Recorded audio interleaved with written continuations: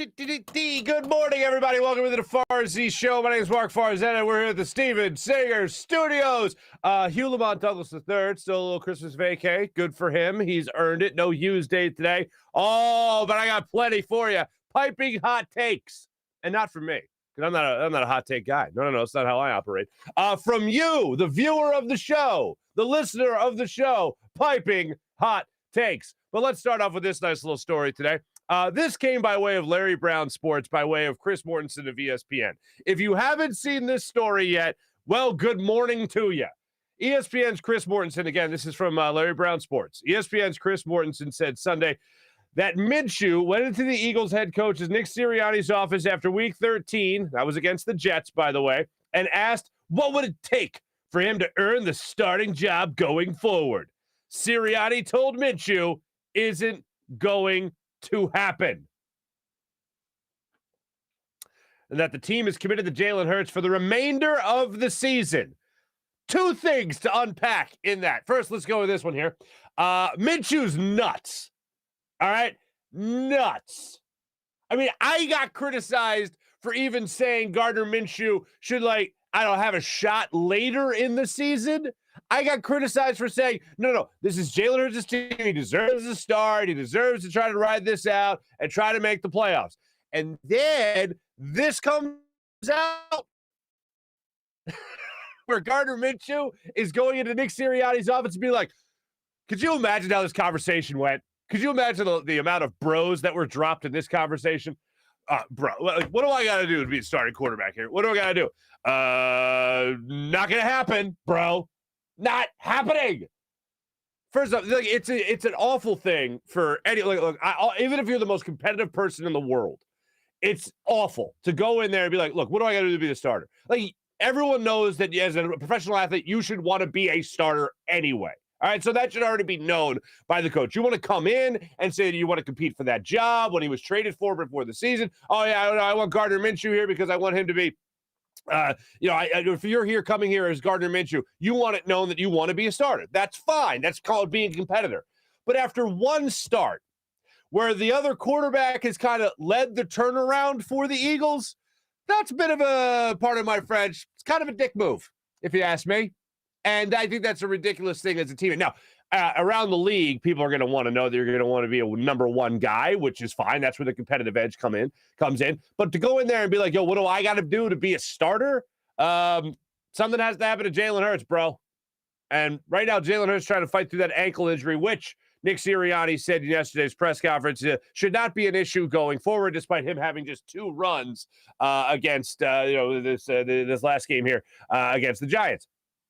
So I think it's ridiculous for Gardner Minshew to have said that. I think it's ridiculous for Gardner Minshew to have walked into his head coach's office, and actually make that statement. What do I got to do to be a starter?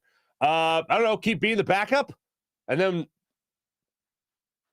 maybe something will happen. Hopefully it doesn't, because we're committed to Jalen Hurts. That's where the second thing comes out here that we have to unpack for the remainder of the season. Now, that is not, I don't believe in the quotes. No, it's not. All that's in the quotes is not going to happen. The remainder of the season is, I guess, the interpretation of Chris Mortensen here. I have said this entire time that it's not just about this year with Jalen Hurts. It's about evaluating him to see whether or not he can be the franchise guy going forward. And yesterday, while I was doing my hit on Fox 29, what I had talked about, what I was asked was, the question from Bill was, whether or not he's the guy. Okay, well, let's define the guy for a second. What is the guy? Is the guy for next year as well? Is the guy for this year? Or is it the guy for the next 10, 15 years as the franchise quarterback? When you say the guy, does that make him a franchise quarterback? Right now, I'm not convinced that Jalen Hurts is a franchise quarterback, but what I am convinced with Jalen Hurts is that he's better than the incoming draft class right now in quarterbacks. He's better than Gardner Minshew. He's certainly better for this team than Gardner Minshew going forward, and he has been since he has come back from his injury. So I can only land on he's the guy right now, and he's the guy next year. And I am hoping, as I have said many times before, that Jalen Hurts is the guy for the foreseeable future. 10, 15 years. I'm hoping he's that guy. He's easy to root for. He's got a great work ethic. He's got a great attitude. Wearing Randall Cunningham jerseys in the press conferences. Like, I love what he brings to the table. I also evaluate him as if he is coming off now his rookie season, if you will, which means there are things he can improve on. And I'm going to get to this for the first time ever on this show. Yesterday, we brought you a tweet from our friend Ari, who lives out in California, catches this show later. So that made me think a little bit. Let me go back in the comments for the people that don't participate in the live chat on the daily basis here. Let me go back in the comments and see what some other people are saying about the show and some other comments that we've made on this show, that I've made on this show, some of the comments that we've posted. We're going to go through that and sift through the weeds to see what the good people of Philadelphia are saying, or I should say Philadelphia Eagles fans are saying about the show, and my apparent piping hot takes. So we're going to get into that throughout the show. But I wanted to make sure I addressed that story right out of the gate of Gardner Minshew going into Nick Sirianni's office and saying, what is it going to take for me to be the starting quarterback? A lot. Thanks for coming by. Good to see you. Thanks for keeping the chest hair kempt. So that's where I'm at. We'll also hear from Nick Sirianni a little bit later in the show. We got plenty of cuts from him from yesterday's press conference, including, like, one of the things that they always get into with the Eagles, with football coaches, really, is injuries. And one of the things they always come out with, and Andy Reid was always famous for that, coming out, injuries, times yours, whole thing. Well, most coaches, every coach, I think, since Andy Reid has had to be asked about injuries. They didn't just come out and offer that information. Chip Kelly certainly didn't do that. I don't remember Doug Peterson doing that. And I just don't. Nick Sirianni certainly doesn't do that. So he was asked about it yesterday, and of one of the injuries was Miles Sanders' broken hand.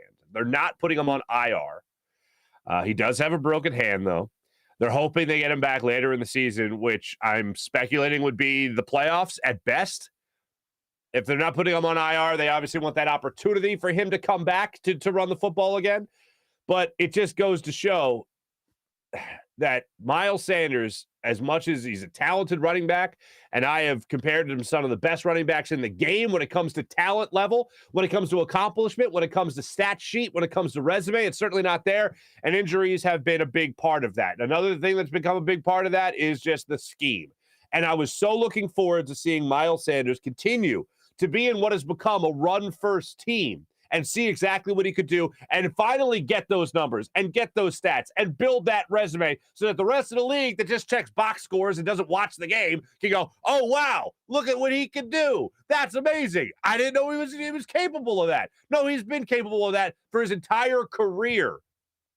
But he hasn't had a coach or a scheme benefit what he does well. Why? Because he's never been had a coach or a scheme that was a run-first type of offense. He finally has that. Now he's injured again. They became a run-first team with Miles Sanders still injured earlier in the season.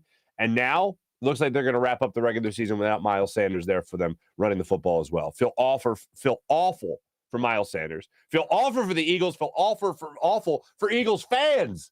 That now they're not going to have the best possible backfield. Because as much as they like Jordan Howard, as much as they like Boston Scott, as much as they might like Kenny Gainwell, right?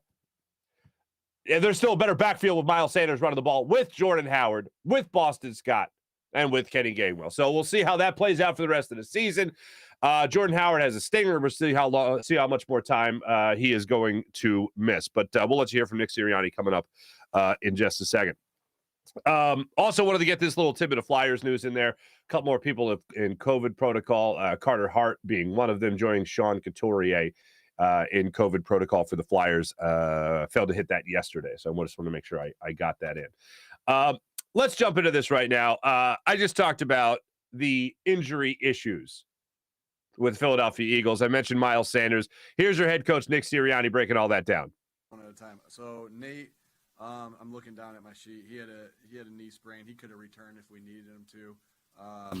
Jordan Howard, we MRI came back good, and again, we're hopeful. I'm not going to put any timetables on anybody, but we're hopeful for Jordan. Miles did break his hand, and obviously he'll be out this week, and then we'll reevaluate after a week. We're hopeful we can get him back at some point this season, so he will not be going to IR. Kayvon Wallace had a hip pointer. He should be fine, and Oh, the last one with Brooks. Yeah, no new update. I don't know what's going on with Brandon Brooks. Nick Sirianni got asked point blank by Jeff McClain later in the press conference about it. Is it still the pectoral injury? Is there anything else that's keeping him out? No new update. What? What is it? What? Anyway, so we're waiting to hear. Now, here's what's really amazing. When you try to evaluate a quarterback, you always have to look at the offensive line, how the offensive line is done. And with that, the offensive line has been incredible this year. With all the turmoil, with all the turnover, with the moving pieces, the musical chairs, if you will, with Lane Johnson's issues and him working those out, Brandon Brooks' injury, Jack Driscoll goes in as a starter, then he's out with an injury. Nate Herbig goes in at center a couple of different occasions. That was an issue when it came to snapping the football, no doubt. You can't deny that. But then you also have Landon Dickerson moving around a little bit. Jordan Mailata is your and officially your left tackle. He gets injured. Andre Dillard goes in there for a little bit. Jordan Mailata goes over to right tackle for a little bit. Like, it's just what?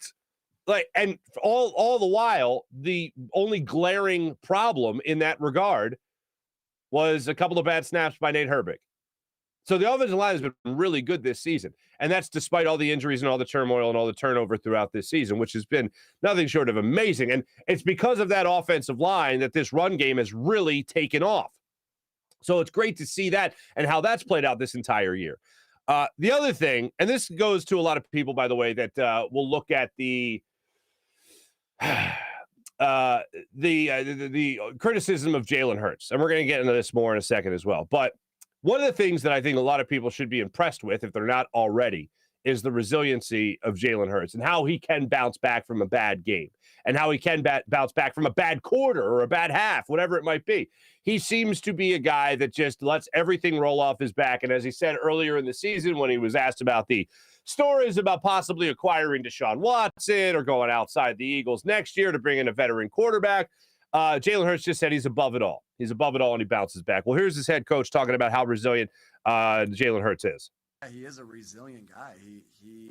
He's able to fight through and stay in the moment, and I think that's what you want out of all your players. I know that's what you want out of all your players. To be able to put those, I kind of explained it earlier too, like to be able to put those the ball, it was all about the ball and not, having those things that happened early on in the game with the football where they were a little careless with football and then put that out and being able to move on. And he did the same thing in the Washington game. Again, we can't have that situation, but he's rebounded nicely. And then that goes back to his last game before these two games, these 200 quarterback ratings plus, these last two games was his worst game, right? We all know that. The game he played against the Giants was his worst game of the year, and see how he's rebounded from that, right? And so it speaks so much. The guy's got great character. The guy's got great football character. Just what you want out of your quarterback and one of your leaders. One of the things I really loved about Jalen Hurts all year long is that leadership quality. I mean, I talk about just him, in his own right, him just being in great control of his own emotions, him being in control on the football field. Yes, he has his flaws, of course, but in terms of his poise and his resiliency, I mean, the guy is like a 35-year-old veteran when it comes to what he brings to the table in that regard. And obviously his head coach is highlighting that aspect of his game and his mindset right there, the mentality he has as an athlete. The other thing that I thought was interesting was how Nick Sirianni broke down after watching the film. You always hear it in post-game press conferences. I'm not sure about that. I got to go look at the film. Well, this actually reminded me of, and I want you to keep this in mind while you listen to this. 2 years ago, Dan Orlovsky of ESPN talked about Carson Wentz's receivers fooling the quarterback. Now, what does that mean? That meant that when you practice with your quarterback, you run your routes in a certain fashion. You hit a spot at a certain time, and you don't drift off that spot. You stay on your mark because that's how you practiced it. And that's where your quarterback is expecting you to be. When you start to drift off that spot and the quarterback is looking at it as a more timing route or looking at it as more of how you practiced exactly, that can fool your quarterback. He showed instances of Dallas Goedert doing that. He showed instances of J.J. Whiteside doing that. He did that with even Zach Ertz, Dallas Goedert I mentioned. Like, he showed that with different receivers, fooling the quarterback, not being in the spot where you're supposed to be. So with that being said, here is Nick Sirianni talking about maybe fooling Jalen Hurts, how his receivers are sometimes fooling his quarterback. Yeah, you know, there was a couple of throws that I thought, I'm like, man, he missed that one. And I think to the naked eye, you could be like, man, he missed that one. But, you know, there was a stop route on the boundary to Jalen Reagor, and he kind of skipped it to him. Well, when you look at it, the guy gets close to hitting his arm and he tips the ball. So that's where that died. And then, you know, there's a missed throw that to me in the game looked like he missed it on a flat route to Miles. If you guys know which one I'm talking about, it was early in the game. We were backed up. It was first quarter. It looked like he missed it to Miles. And on second look at it, Miles' angle was at 8 yards, and Jalen's throwing it to a spot at 5 yards because that's exactly where Jalen's expecting him to be. And so those were the two, like, in the game. I'm like, gosh, let's go. Let's hit that right there. We need that. And neither of them were his fault. So really my point of saying all that is the only two I really want back, because I thought he was great with his decisions and was doing things that, you know, that he needed to do to help us win the game. But the only two I want back is the ball security that came out, that Dallas Goedert was right there to recover, and then the one where he threw an interception that got overturned. So it was just those two of being careless with the football that I want back for him. Now, those two things are absolutely fair. And we highlighted yesterday the Dallas Goedert play time and time again, where Dallas Goedert was wide open in the corner of the end zone. Jalen Hurts didn't see him. Well, Jalen Hurts didn't see him because he was coached up to watch the motion receiver. Now, the only thing I'll criticize Jalen Hurts on that play is, again, staring down the receiver and not looking, at least trying to look off a defensive back or a safety in that scenario. So, yeah, I'll excuse him, no doubt, for not seeing Dallas Goedert, because that just wasn't the play. That was his pre-snap read. They send for the motion. No matter who you are as a quarterback, no matter how old you are, no matter how much experience, you can't stare down a receiver. Even if it's like only if there's one receiver on that play that you know about, everybody else is a dummy route, more or less, you still can't stare him down. Because that still just lets the defense know where you're going with that. And that's a mistake that I know a lot of quarterbacks make, especially young quarterbacks, and I'm sure that's something that he'll improve upon. So that was an interesting, I thought, a couple of cuts from Nick Sirianni's press conference yesterday that talked about the resiliency of Jalen Hurts, as well as it not always being his fault when you see an incompletion. And I think the slightly above average football fan knows that. In terms of the slightly above knowledgeable football fan knows that. The average knowledgeable football fan knows that. I thought that was an interesting thing from Nick Sirianni. To take the focus off Jalen Hurts for a second, Nick Sirianni is also under intense scrutiny, intense evaluation, because you're trying to figure out whether or not this guy had the right to replace Doug Peterson, Super Bowl champion Doug Peterson, as the Eagles head coach. Did Jeffrey Lurie make the right decision? And after a 2-5 start to the season, the Eagles have gone 6-2 over their last 8 games. And right now, as we've mentioned many times yesterday, occupy the 7th playoff seed in the NFC. Not too bad. On top of that, the Saints lost again last night. The Dolphins won again last night. Keep on diminishing the value of that first-round pick the Eagles are going to be getting from them. But anyway, they won. They're the first team ever, by the way. The Dolphins are the first team ever to have a 7-game winning streak in the same season they had a 7-game losing streak. Pretty remarkable. But anyway, looking at the Eagles and Nick Sirianni and the remarkable job he's done. From the start of the season till now, you have seen a very different change in philosophy with this Eagles team, especially when it came from that pass offense to now, yeah, let's run the damn ball. You have also seen the defense improve, I feel. You have seen TJ Edwards, all of a sudden a linebacker for the Eagles, grayed out as the highest-rated linebacker by Pro Football Focus. Oh, my goodness. Okay. You got something here. Fletcher Cox obviously had some things to say in the middle of the season right after that Raiders game. He didn't make the Pro Bowl, said it was more or less because of the scheme. He's not wrong, but overall, this defense has shown improvement as the season has gone on. So I am watching a much different football team. I've watched Jalen Hurts get better as the season's gone on. That can only go to coaching. So Nick Sirianni, especially in the second half of the season, sure, against weaker opponents, but bottom line is they've won games they were supposed to win. They lost one game they were supposed to win, and that was against the New York Giants. But everything else, they have done a stellar job in. So Nick Sirianni was asked about that yesterday. What has made them go from a 2-5 football team to a 6-2 football team? And here's how Nick Sirianni, and I love how he answered this question. Here's how Nick Sirianni answered that question. How do you get a little bit better each day? And it is that is our intensity at practice.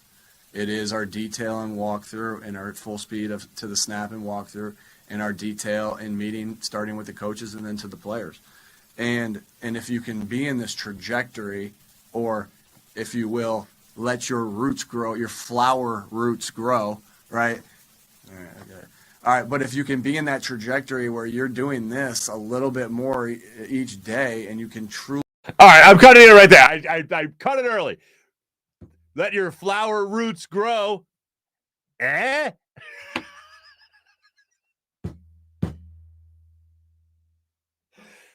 I think Nick Sirianni, I do a very mild, I don't even want to call it an impression as much as an homage to Nick Sirianni, and I've done it for the show. And it's basically like, if you could go like this, right? And then, Jalen in the game. I want Jalen to hit that, man. We need that. Like that intense type of Nick Sirianni, not impression, but homage to.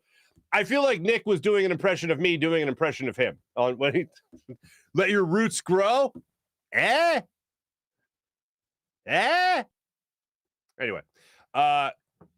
he's right. And for every one of you fine people in the chat, you're not going to like this, but I'm going to hit you between the eyes with it. Mike Sealski was exactly right. Mike Sealski was on this program, and if you remember, it was shortly after that whole let your roots grow and your flowers bloom and get better every day speech that even made me put my money on the table like Kramer and go, I'm out. Nick Sirianni was right. Mike Sealski was right. Mike Sealski's point was, as ridiculous as that sounds, and baby, it sounded ridiculous. Mike Sealski, nor I, Marc Farzetta, are a 23, 24, 25, 26-year-old kid, young man, I should say, in the Eagles locker room with that team every single day, with Nick Sirianni every single day, hearing everything that goes on and participating in the game plan and practices and all that, and the meetings and film sessions. I'm not in there, so I am not the target audience. If that's the way he felt he could best relate to his team, he did it. And since then, the roots have grown. Roots? They've not only grown, they have sunk into the ground and grabbed on tight to that dirt. And the flower that has blossomed, I'm right along with this now. The flower that has blossomed is a flower that is 6-2. A flower that has grown into a playoff spot in the National Football Conference. A team that could eliminate the Washington football team with a win on Sunday. It has grown into something really nice to watch. It has grown into something that has been very impressive. Hopefully it just keeps on growing. And hopefully the Eagles do continue to get better every single day. And Nick Sirianni deserves a lot of credit. He has been through a lot of criticism, as a lot of first-year head coaches would be. Chip Kelly was an exception to that. Chip we trust through the first year. Chip Kelly being here in Philadelphia. And then it was lighter match after that. But Nick Sirianni came in here, had the nervous as all get-out press conference to be introduced as the head coach of this team. People were out on him from jump with that. I said, let's give him a second. Let's see how he does in an actual game.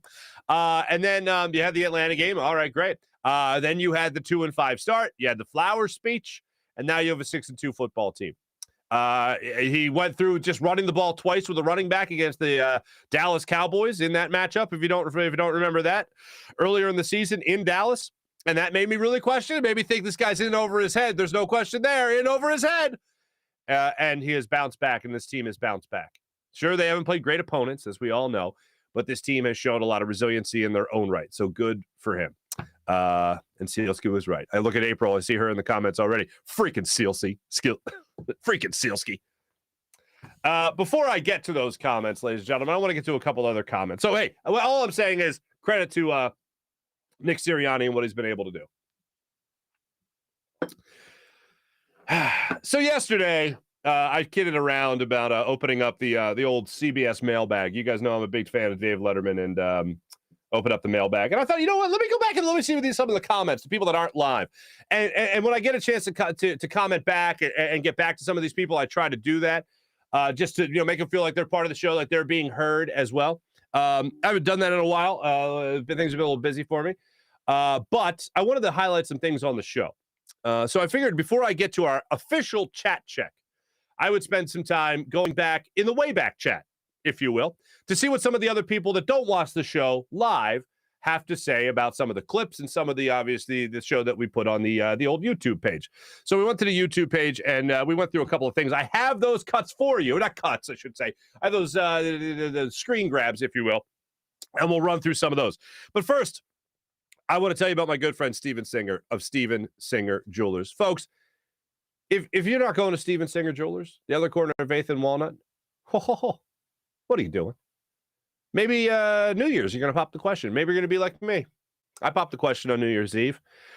11:59:50 in Detroit, Michigan, romance capital of the world. I dropped to one knee and proposed to my beautiful wife with a beautiful ring from Steven Singer Jewelers.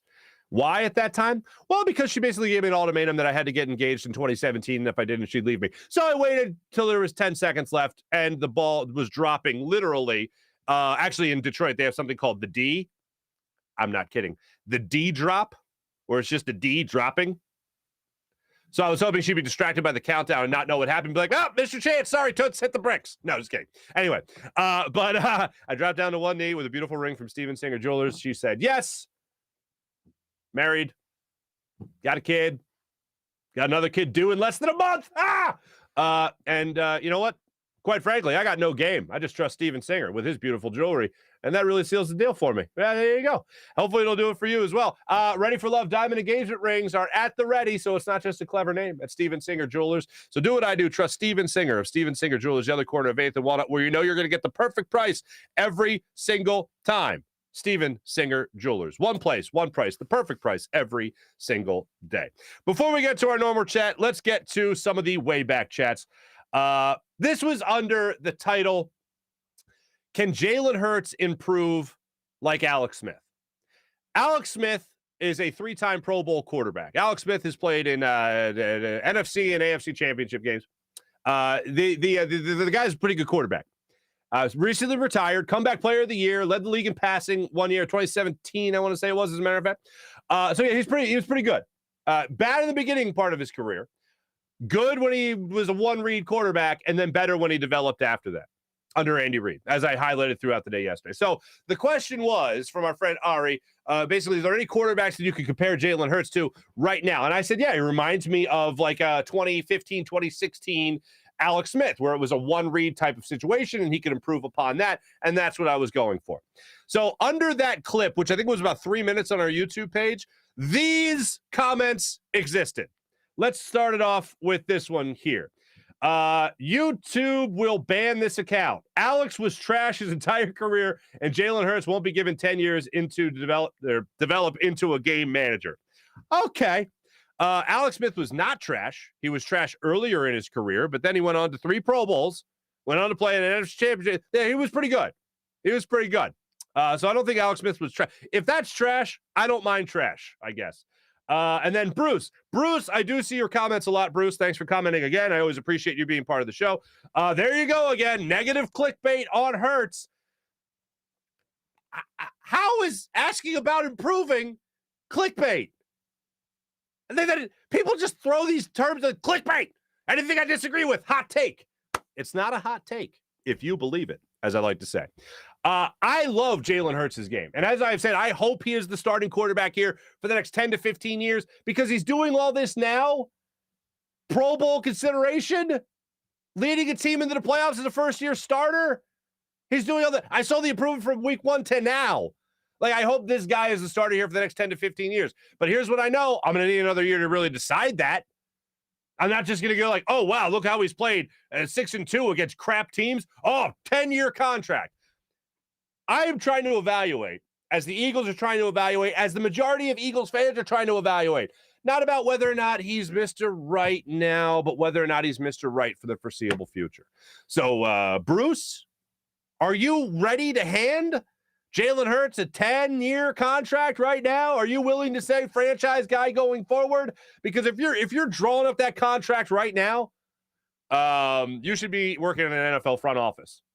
Now, the hot take would be, oh, Jalen Hurts, look at 6-2, 5-2, really over his last 7 games. Oh, he absolutely deserves it. Because remember, the Gardner Minshew did play that one game against the Jets. But, oh, he absolutely deserves that deal. If you're willing to do that, go work in an NFL front office because they're looking for people with as great an eye as you would have. Let's see what else we have here. What else do we have here? I want to get to that one later. Here we go. Mike on the Mic comedy. Now, this is all in caps, so I'll try to uncapitalize this back. Instead of focusing on what he can't do, let's highlight and focus on what he can do. Let's redirect our attention on players dropping wide open passes. 4, to be exact. And he's not in the Pro Bowl consideration. Once exactly he voted in his peers an alternate, meaning he gets more respect for his skill set and talent, more from people and fans around the league than he does right here in Philadelphia. So sad how he gets judged so harshly and consistently criticized by the non-athletic old media dudes that could never play at this level or any level for that matter. I think that about captures the attitude of that. Let's start at the end there. I love when people will be like, well, let's see you out there. Oh, the non-athlete? Let's see me out there? No, it's not about athletic ability. It's about knowledge and knowing what a quarterback should or shouldn't be doing, or any athlete should or shouldn't be doing. I always say this. If you're looking for a quarterback to play for you on Sunday, I'm going to step out of that consideration. Go with Jalen Hurts. If you're going to hire a new head coach tomorrow, go with Nick Sirianni. Don't go with me. But I'm talking about specific plays. And here's a fact, all right? This isn't an opinion. This is a fact. No quarterback should be staring down a wide receiver. Even if that is supposed to be their only read and only place to go, the defense doesn't know that. So although I will excuse, and to use, I believe it was Jeff McClain's word in the press conference, exonerate Jalen Hurts of missing Dallas Goedert or not seeing Dallas Goedert in the corner of the end zone, which at the time looks horrible, that's not his read. But a quarterback should never be staring at a wide receiver, going in motion, then staring at the receiver as he starts his route, staring at the receiver as he begins his cut, and then staring at the receiver as he's delivering the football. Actually, that's the last one. That's the only time he should be staring at the wide receiver. So that's fair criticism. And I have acknowledged all the things that he does very well. But until he improves on the things that he hasn't done well on, like in the last 2 weeks, not protecting the football while he's trying to step up in the pocket, and his own head coach, by the way, agrees with me on that and chewed him out for doing that.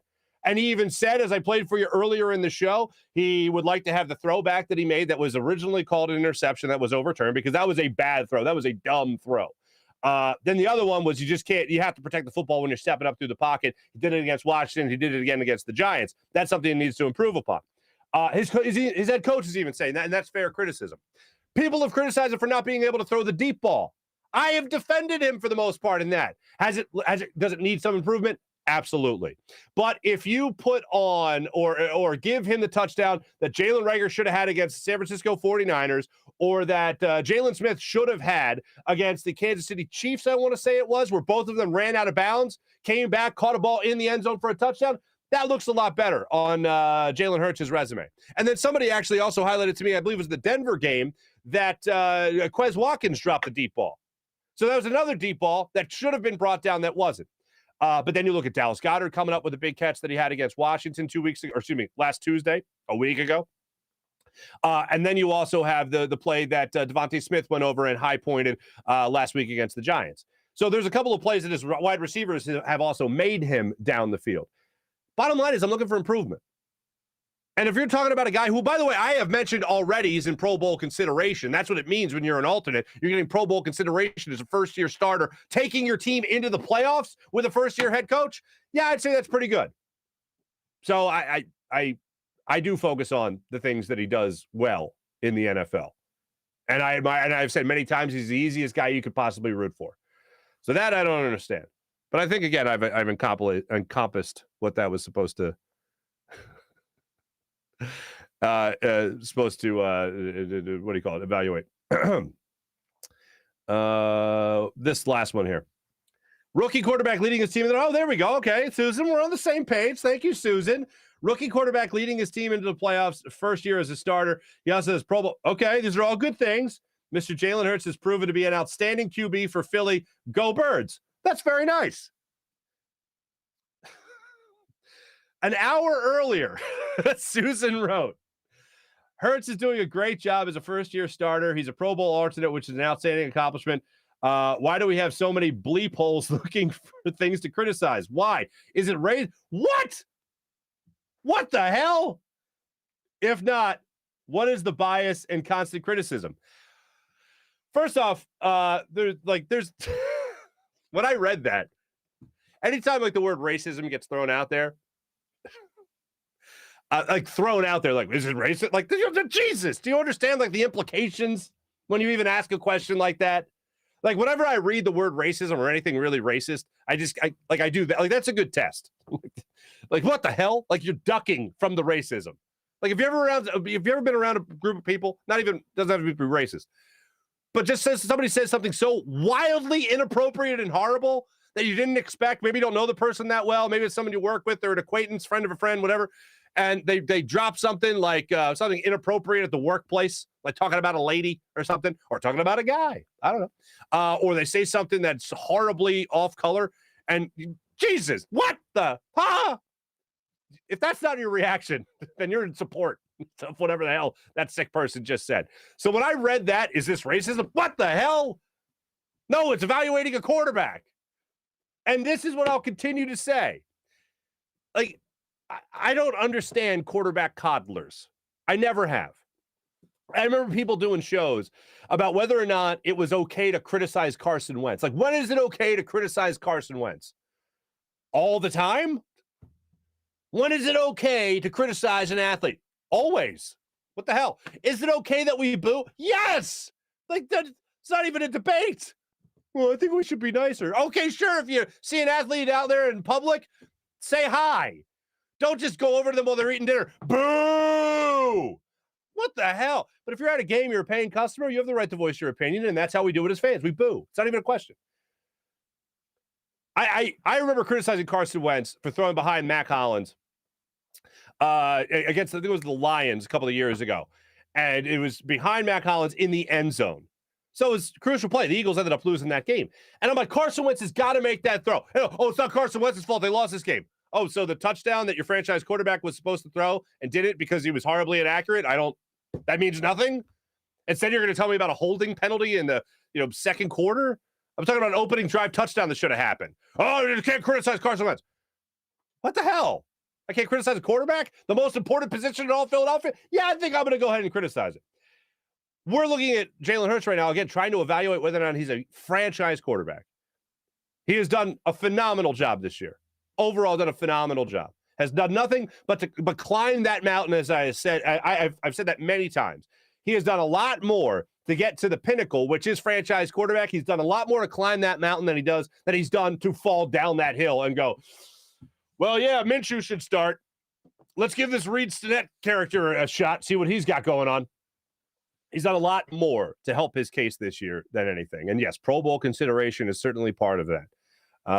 Getting his team into the playoffs is obviously a huge part of that. Anyone that looks at Jalen Hurts right now and goes, not the guy. Anyone who says not the guy, I just think they're wrong. Anyone who goes, at least next year, I think you're right on point.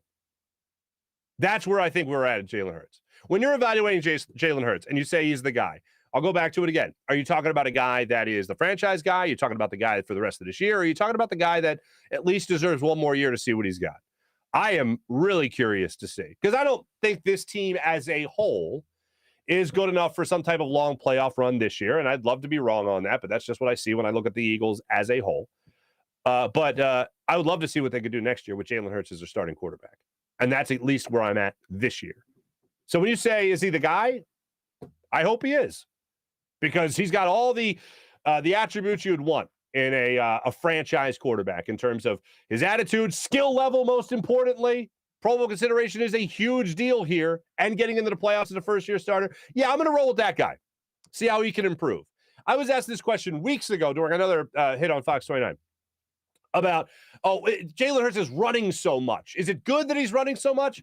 Is that okay, or does that take away from what the Eagles are doing? My answer to that question is what it would be for any quarterback at this level. If they're a first-year starter and they're a great athlete, I will absolutely take them running the football because they're doing whatever it takes to win. And if they're protecting the football, they're helping their team out tremendously by running the football. And if he's getting down, he's sliding, he's throwing the ball away when he has to, if he's getting out of bounds when he's running, he's not taking the big hit, then I'm fine with it. As he becomes better at reading NFL defenses, that's where it'll start to bother me. If he's in year 2, 3, 4, 5 in the NFL and he's still running as much as he is, that's where it'll bother me. But right now, I'm fine with it. Do whatever it takes to win. He'll improve to where he can start relying on his arm a lot more. And that's where you can start hopefully thinking about, I'm not going to be as worried about injuries. It's like people look at Joel Embiid, or people even looked at Michael Vick or even Carson Wentz, and they said, what are these guys doing? Why are they playing so recklessly? Well, you got to get better as your career goes on. You got to think between your ears. It can't always be worried about injuries. So once they get better, once they evolve as athletes, Carson Wentz never really did. Still hasn't out there in Indianapolis. Still takes big hits. Hasn't turned the ball over as bad, but still takes big hits. That's something that I want to see Jalen Hurts continue to improve upon. And he's doing it right now. He's already doing the stuff where he's sliding or getting out of bounds. He's not taking those big hits. But as his career goes on and he becomes better at recognizing what's in front of him, that's where I see him really taking off as a quarterback. And I hope that that's the progression that actually happens with him. Was there another one that I wanted to get to here? Is this one? Oh, yeah, here we go. Stop asking dumb questions. This is getting old. The question again was, can he improve like Alex Smith did? Stop asking dumb questions. This is getting old. The more he proves himself, the more you ask the same stupid questions. Please find another horrible quarterback to pick on. Why would I do that? I don't care about another quarterback. I care about our quarterback. And Jalen Hurts isn't horrible. He does not have to prove a damn thing to you or anyone else. All right, here's where I'll say you're just, hold on, let me just get your name. Manton. Here's where you're wrong. He's got everything to prove to a lot of people. Should he only have things to prove to himself? Absolutely. However, until he gets that long-term contract, until he gets labeled franchise guy, guess what? He's got a lot to prove to a lot of people. That's just a cold, hard fact. Until he gets that big deal, and even when he gets that big deal, he's got to prove he's worthy of that big deal. That's called professional sports. That's called the NFL. And I'm rooting for him to be that guy. Let's not forget that. Nothing to prove. I love when people say he's got nothing to prove. No, it's the NFL. He's got a lot to prove. You know who said? Aaron Rodgers has something to prove. He's a 3-time MVP and already a Super Bowl champion. You don't think that he thinks he's got something to prove? He can win another one? Oh, my God. It's quarterback coddling, and I will not be having it. Jeez. I think while I was doing my Nick Sirianni homage, I believe I pulled something in my shoulder again. That won't happen once I start going to the good people of Rothman Orthopaedics for physical therapy. Rothman Orthopaedics, ladies and gentlemen, they brought us that our fine Nick Sirianni press conference clips, Rothman report right there. Rothman Orthopaedics, when you need a physician who eats, sleeps, and breathes orthopedics, you need a Rothman Orthopaedics physician. They not only specialize in orthopedics, but each of their physicians only focuses in on one area of the body, which means you can have the confidence to get past the pain and be what you were. Visit them in one of their 30-plus locations in Pennsylvania and New Jersey. That's RothmanOrtho.com. Plus, how about this? 4 orthopedic-only urgent cares. That's RothmanOrtho.com. RothmanOrtho.com. How about the great people at BetQL? BetQL. Want to get the advantage over your sportsbook? You need to download BetQL, the only app you'll need to make smart bets. Their best bets computer model scans over 350,000 unique bets per year to give you the best bet recommendation for every game across all major sports, and they give you the reasoning behind why you should place that bet. Their model covers everything from point spreads, over-unders, player props, and if you don't want to use their model, prefer to do your own research, then check out all their research tools, everything from sharp data, line movement, team summaries, everything. They even have a leaderboard for you to track your own success. How amazing is that? You can head to the App Store right now or Google Play Store to download the BetQL app. That's BetQL. Enjoy playing and winning in the sports game. How about PHL Sports Nation, Philadelphia Sports Nation, enhancing your Philadelphia sports fan experience across all social media and blogs, phlsportsnation.com. How about the people of Windview? Oh, man. Fantasy championships underway. Things not going your way? Maybe challenge your friend in your fantasy football league or coworker to a little WinView challenge. It's not a daily sports book. It's not daily fantasy. It's a social gaming app where fans can win real money prizes on making predictions on the games that you love. Have those friends or family members in your people in your circle think they know everything? See if they can walk the walk as well as they talk the talk. Maybe you're going to follow during a Sunday night football game, Monday night football game, whatever it might be. Enjoy a little WinView challenge. Download the WinView app right now and have yourself a good time. Now it's time for everyone's favorite part of the show, the chat check, ladies and gentlemen. Good morning, Dan. Oh, no.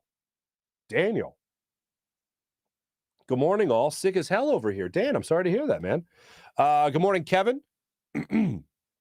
T-Bro, what's up, buddy? Again, appreciate you participating in the chat during the post-game show the other day. Took a test. It was negative. This is Dan. Took a test. It was negative. Should probably take another, though. I feel unbelievably weak. Dan, good luck to you, my friend. He told his wife it's not a man flu. I get accused of that sometimes. What is a man flu? This is when you're feeling out of it?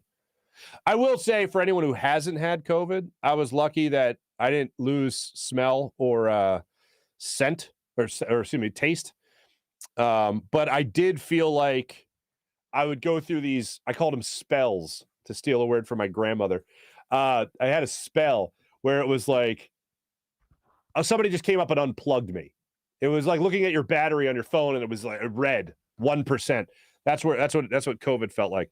But hopefully that's not your case, Dan. I felt really exhausted over the last couple of weeks and I got tested. I was negative. And about 2 months ago, I felt really weak, and I tested, and I was negative, fortunately. So hopefully that's the same thing for you, where you just keep testing negative. Good morning, Sean. Good morning, April. Good morning, Brian. Nice to have you. Dan, falsely accused of the man flu. Dante! Happy birthday, Dante! That's awesome, man.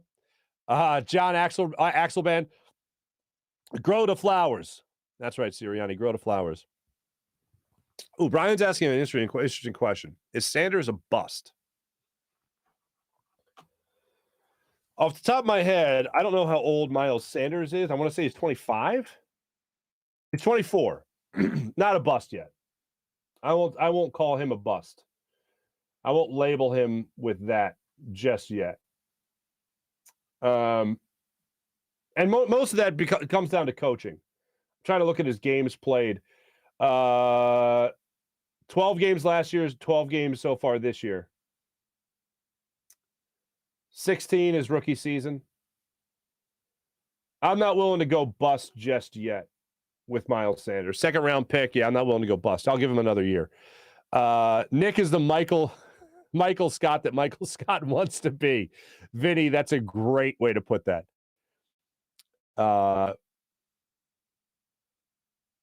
Okay, Dan, that's fair. I'd be impressed if they don't win today. This game is pivotal. It absolutely is. You look at how Washington got crushed, absolutely crushed against Dallas. They're going to be pissed. They're fighting on the sidelines. If you haven't seen that with Jonathan Taylor, they were fighting on the sidelines and Payne throwing punches. A punch. They threw a punch, I should say. They're going to be pissed. It's up to the Eagles to say, I don't care how pissed you are. We're the better football team. We're going to prove it. And hopefully that happens. Right now, last I checked, Eagles were -4 going into this game on the ROAD. So go figure. T-Bro, I assume you're referencing the all caps comment by our friend Mike. There you go. Yeah, thank you. I appreciate it. Sean, I might be on the wrong channel. Marc has issues. Good morning, all. Good morning, JD. James, good morning. Benny, screw Sealski. Sealski was right. Sealski was right. Credit where credit's due. Not much of Sealski. That is hilarious. Oh, this is hilarious. Oh, Ken, what's up, man? April, calm down, Susan. Susan, take a lap. We're all entitled to our opinions, folks. Next year will be the big year the league adjusts to him and make sure he adjusts to the league. And when Brady and Rodgers retire, that'll help. Yeah, let's cross our fingers. That's from Ray. Ray, always nice to see you.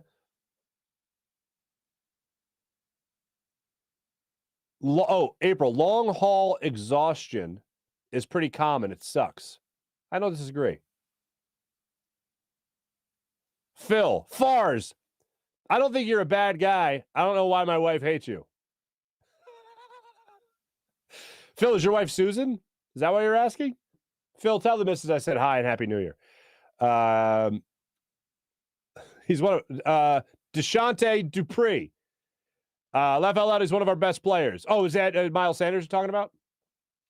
Yeah, I don't disagree. He's one of our best players. But in terms of second round pick with a lot of talent, I don't think it's very fair to go the bust route with Miles Sanders.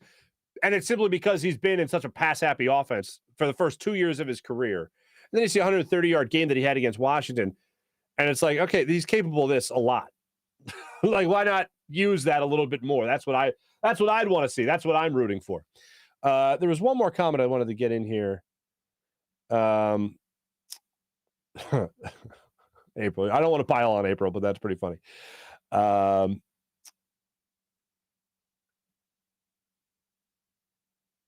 Trying to find it. Happy holidays, Dante. Same to you.